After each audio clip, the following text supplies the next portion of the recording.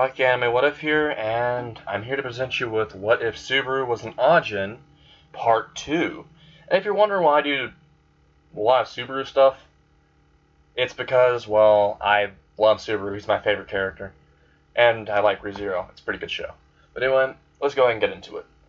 So, Amelia and Subaru just started getting another actual cart to take them to, well, another carriage, to take them to the Roswell mansion.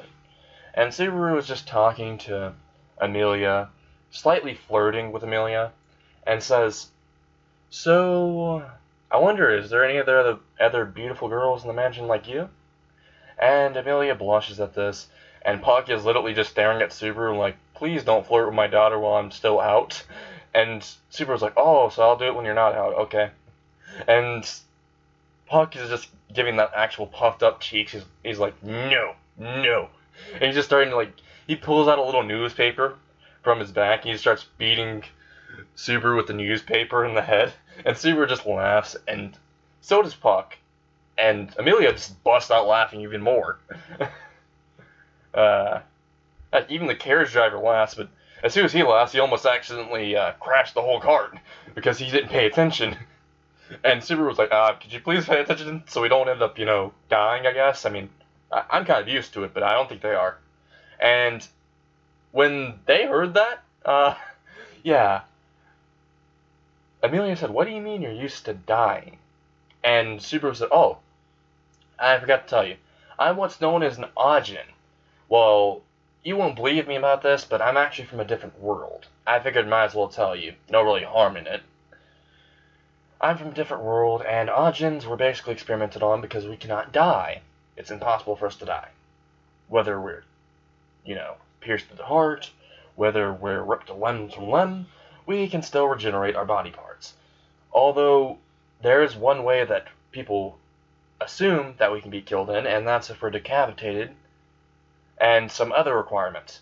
And they're asking, what other requirement? And Subaru's like, "Oh, so you want me dead that soon already?" And he starts chuckling, and they're like, "No, no, no, no, no, no." And Subaru's like, "Yeah, I know. But anyway, I'm not going to tell you guys, because telling you my own weakness, that would be kind of stupid. Although I technically told you part of it. But you gotta find out the other parts, so." Plus, that's only step 1 through 10. And they're like, "Okay. Well, we believe you because you did get impaled by a giant shard of ice, and you regenerated miraculously, and you should have been dead, so yeah, we believe you. And there's actual evidence that he's from a different world because of that, because there's no such thing as an Ajin in their world." So, Amelia just believes this, so does Puck, and the carriage driver who's listening to this just thinks in his mind, "I've got to tell my lord about this. All I gotta say is, do not let him fall in the wrong hands. Our country needs to secure him, because depending on how strong he can grow, depends on how useful he'll be." And while they go to the Roswell mansion, Subaru gets out, and the person driving the carriage ends up saying, "Subaru, I heard what you said before. Also, that sounds amazing. So you can't die at all?" And Subaru said, "That's true." And he says, "Can I shake your hand? You're the first Ajin I've ever met." And he puts out his hand, and Subaru shakes it because he doesn't see any harm in this. And, well, the carriage driver puts a little magic into his hand. And he puts a little tattoo on Subaru's front of his hand. And Subaru doesn't notice this as it disappears, and he retreats his hand. And the carriage driver just hops in his carriage and drives away, and he says, "I finally did it. I put the tracker on Subaru." Or this supposed Natsuki Subaru, if that is his name. "Our country will procure him. He'll only be there temporarily. It's not like they can really do anything to him." And we're going to cut to Subaru. Subaru and Amelia, with Puck, are walking to the front of the mansion, and Subaru just opens the gates, and they walk through. Rim, Rom, and Roswell are out of the mansion, and in the front of it to actually ask, how was your day, is what Roswell's asking. How was your day? Anything interesting happen? And he starts laughing a little. And Subaru looks at Roswell and says, "Oh my god, you guys have a clown. That's awesome. You got your own performers. Huh. I really don't get rich people. Honestly, I think it's a waste of money, though." And he says this to Amelia, but Roswell and Rim and Ram didn't hear it because he, whispered it to her. And Amelia just busts out fucking laughing and says, no, this is Mr. Roswell. He's my benefactor." And Subaru's very glad that he didn't say it out loud as a joke and just did a private joke to Amelia, because that could have ended badly. And yeah, Subaru just bows and does proper etiquette that he saw in a certain TV series. And this very much impressed Amelia, Rim, Rom, and Roswell. And Roswell especially, because, well, most people are not well versed in mannerism like that. And Roswell is actually impressed with Subaru. And he was originally thinking that Subaru probably was a spy or something, just leeching around Amelia to get information, but, yeah. No spy would really be this well-mannered or know anything from royalty, because that's the royal etiquette that he just performed. And majority of people don't know the royal etiquette. And Roswell thinking that he might not be a spy, but he's also thinking he might be a high-level spy, though. Or a royal spy. So he's currently confused on what to think about Subaru. But he just extends his hand and says, "My name's Roswell. I'd like to welcome you into the Roswell Mansion as our guest." And yeah, Subaru says, "Oh, no problem. Also, it's a pleasure to meet you, but I think it'd be more of a pleasure for you to meet me." And he says this very smugly and arrogantly. And yeah, Rim and Rom just look at him like, why would it be a pleasure to meet you? You don't even know who the hell you are. And Subaru just says, you'll find out later on. And they just walk in. And Roswell's thinking about what he just said. And they just walk all in. And they just have a dinner. They just immediately go to the dinner room. Rom and Rim are cooking. Subaru just says, "Can I go help them?" And Roswell says, "I don't see any harm in it." And Subaru goes up to Rom and Rim. And Roswell just sends a message to Ram, and just says, "Watch out for this Subaru character. I don't trust him. He might be trying to poison the food." And Subaru just walks in the kitchen and says, "I'm here to help both of you with this." And they both look at him and they say at the same time, "Do you know how to cook?" And Subaru says, "Of course I do." And he just grabs a potato, and he wants to show off a little bit, because he senses that they're showing a little bit of hostility towards him. And he's already put it together, because he's not dumb like the normal Subaru. He's put it together already that he's not really welcome here. And he's put it together that they're suspicious of him, and they may try to launch an attack on him. And Subaru's just thinking, maybe I should show them something to be scared of, so they'll think twice before trying it. So he throws the potato in the air. He doesn't have a knife or anything, which Rom and Rem are wondering what he's going to do exactly. And he summons the IBM out, and he says, "This is a perfect plan to actually see if the IBM will listen to me. Don't slice, do not peel the potato." And the IBM pulls out its claws and its hand and just starts peeling the potato at rapid speeds by twirling its finger around the potato very quickly and peeling off all the skin on it. And it falls into Subaru's hand, which she's just washed his hand while this was happening. He's washed his hands while it was happening very quickly. And then he just put his hand outwards and it fell right into his hand. And Rom and Rim are very, very confused about what happened. Did he use magic? There was no magic at all. Like, they didn't sense any of that from him. and they're very curious about who the hell this guy is. How did he do that? Is he a swordsman or something? Did he pull out like a weapon or a hidden weapon in his pocket or something? What did this man do? This is the magic we haven't seen because there was no actual mana flow. There's nothing. And they're curious and puzzled, and Super said, that impressive skills, right? And he just smiles and smugly points to himself and says, if I do say so myself. And he places the peeled potato into a little basket, into a little bowl, and he starts peeling the other potatoes with a normal knife. And he peels them very skilledly, which to see he's very skilled with a knife. This also makes them suspect that he might be an assassin or something, since he's very, very skilled.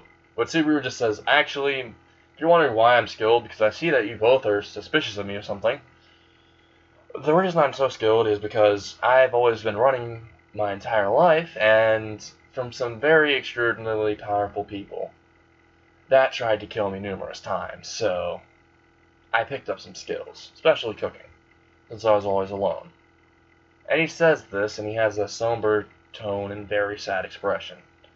And they can feel his sadness, and Rim doesn't know why, but she just hugs Subaru immediately, because she, well, felt very sad at one point too, and very alone, very complexed.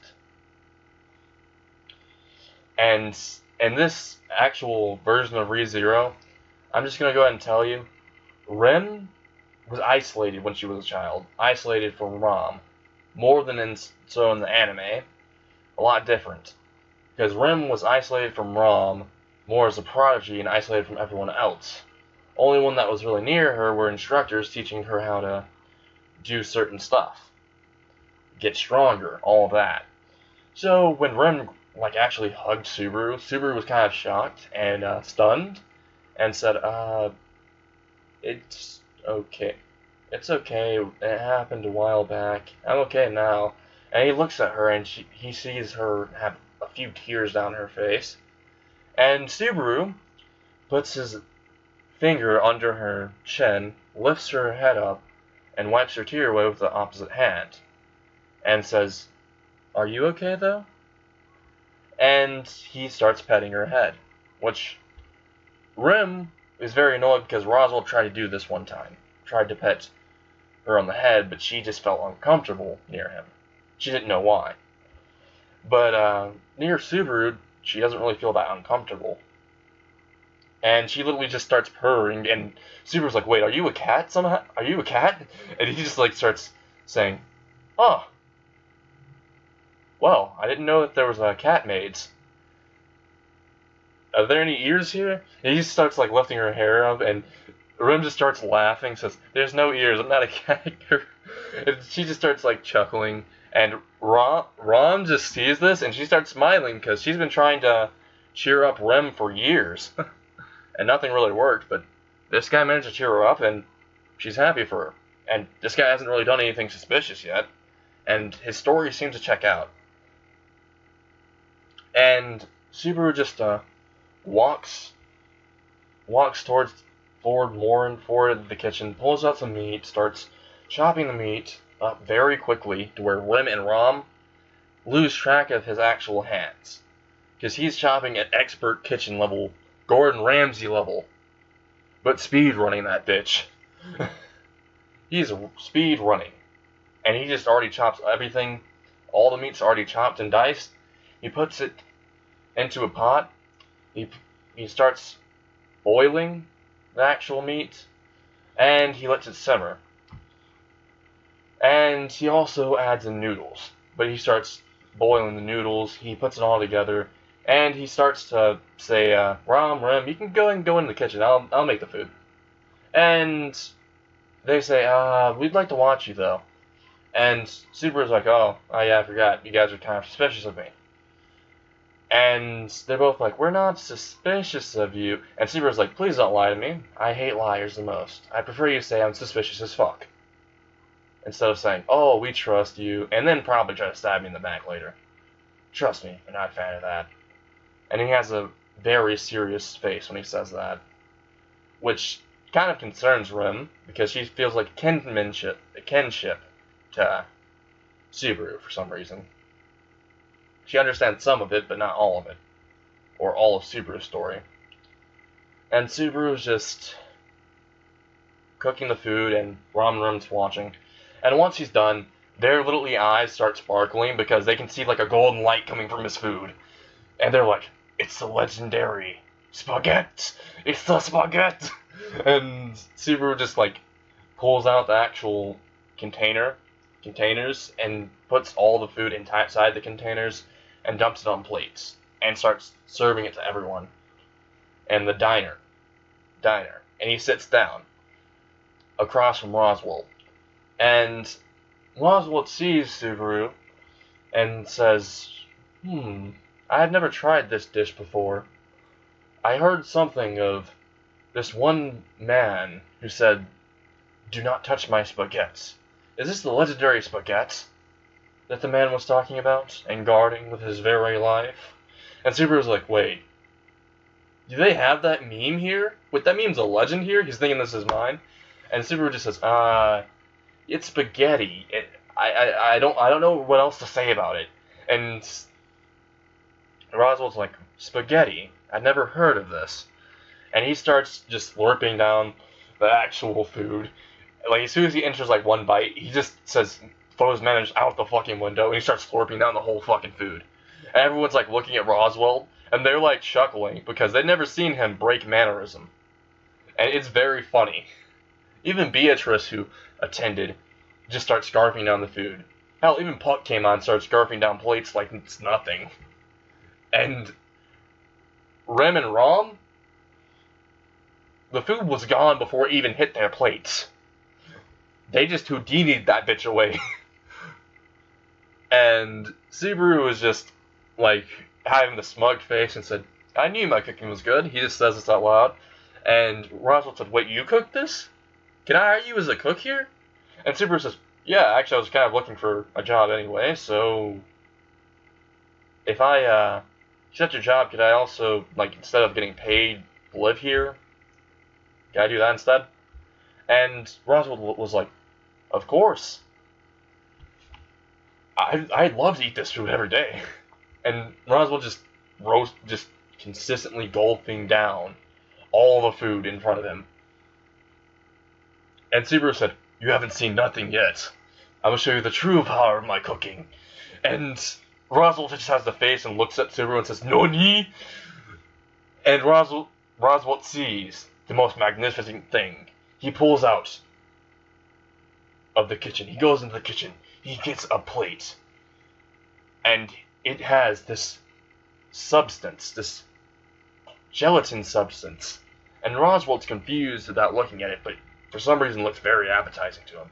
And he ends up putting multiple things of pudding onto each of their plates.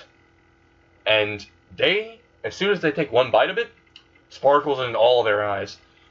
They feel like their clothes are about to blow off. They feel like it's Food Wars. Yeah, it's that good. So, they're just eating this, and they're asking for seconds. And Subaru legit is like looking at them, and he's like, they're monsters. And he just sees like their eyes, like their hungry ass eyes. And they're like, oh my god, what am I starting to feed? I want to ask them for a raise as soon as I get hired.